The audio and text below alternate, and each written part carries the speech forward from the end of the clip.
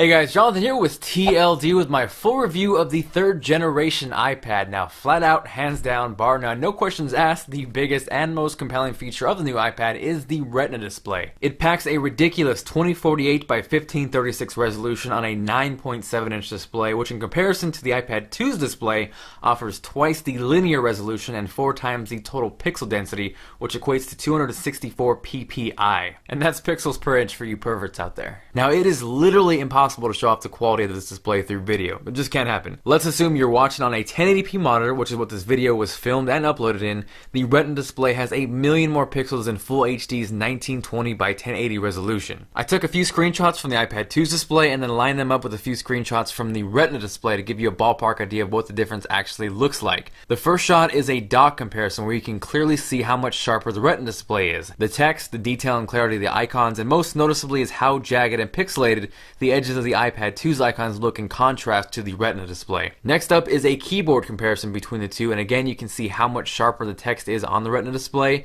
And finally, to put things in perspective, this is a full display screenshot from the iPad 2's display placed directly on top of a Retina display screenshot, which shows off just how massive the new iPad's display is. With that said, this is hands down the best mobile display I've seen to date. Web browsing, email, and pictures look fantastic. They're extremely vivid, detailed, and you kind of just get consumed in the content. I did, however, notice that when watching 1080p iTunes content on the new iPad that it wasn't that noticeable a difference when compared to the iPad 2's display. The Retina display was a little clearer, slightly richer, but definitely nothing to go throw your iPad 2 on eBay and run over to the Apple Store to pick up the new iPad over. Now, internally, the new iPad is powered by an A5X processor, which essentially is the same as the iPad 2, but now features quad-core graphics instead of dual-core.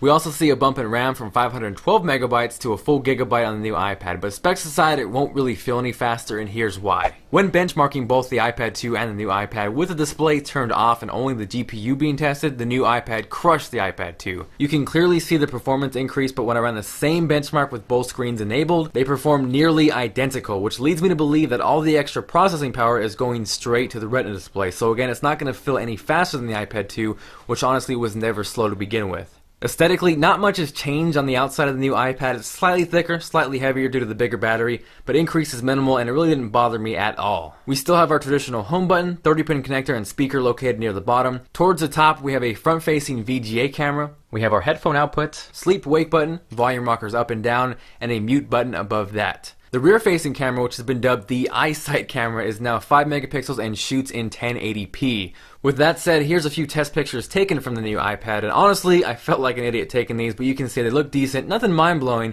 but definitely not bad if you ever had to use your iPad as a camera or as a last resort. So we'll look at one last picture and hop over to a 1080p video test. So we are filming a 1080p video recording test. Got Melody to the left and Big Mac to the right. They are looking at this, so let's see if it can autofocus onto their dog treat. Maybe not.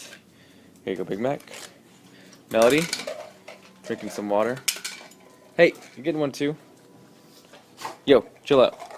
So there's no denying that the new iPad's camera is good, but honestly, it was a dumbass move on Apple's part to throw the good camera on the back and leave us with a crappy-ass VGA non-HD front-facing camera, where honestly, it would get more used using it for things like Skype, FaceTime, so on and so forth, and besides, who the hell shoots video with a tablet? Now, two of the questions I get most about the new iPad are A, does it have Siri? And the quick answer to that is no, which leads to question B, and that is why the hell not? To be honest, I'm not sure why they didn't include it on the new iPad. If I had to take a guess, I'd say because it's still officially in beta, but maybe we should ask Siri herself.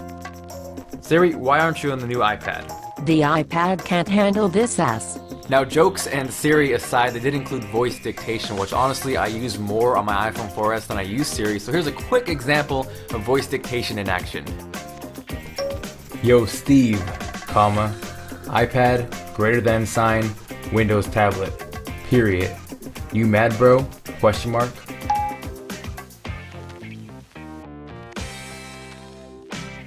So alongside the Retina display, the other major noticeable upgrade is the addition of 4G LTE. If you're in the US, you can opt for either Verizon or AT&T LTE, but in my experience testing both out, Verizon smashed AT&T. I couldn't get an AT&T LTE signal to save my life. Now with Verizon, complete opposite story. I was getting ridiculous speeds of about 10 to 20 megabits per second down and up, and the cherry on top is that they offer a hotspot feature for no additional charge. Lastly, we'll look at battery life, which impressively retains the same 10-hour battery life as the iPad 2 and even claims claims to get around 9 hours on 4G. Upon testing the 4G LTE model, I got around 8 to 9 hours performance, which is right on spot with what Apple claims, so definitely no disappointment there. But I did notice because the new battery is so large that it takes a lot longer to charge as opposed to the iPad 2, which isn't a huge deal as long as the performance is there, but I can definitely see how some people might be annoyed when they were used to the charging speeds from the iPad 2. So in conclusion, I feel that while the new iPad is still the best tablet on the market, there isn't enough there to ditch your iPad 2 for. Now, if you've never owned an iPad, or you're upgrading from the first generation, or even if you want to upgrade for something like a Kindle Fire or a lower end tablet, then hell yes, I would wholeheartedly recommend the new iPad. The Retina display looks incredibly sharp, 4G LTE is a fantastic addition, and battery life is awesome. But again, if you're an iPad 2 owner, there isn't enough of a real world difference that I could honestly recommend upgrading, especially if you're happy with what you got. So thank you guys for watching the video. If you're feeling like being awesome, make sure to give this video a thumbs up. It is much appreciated. If you guys are interested in checking out an in-depth comparison between the new iPad and the iPad 2 as far as benchmarks, loading, apps, all that good stuff, go and click the video right here.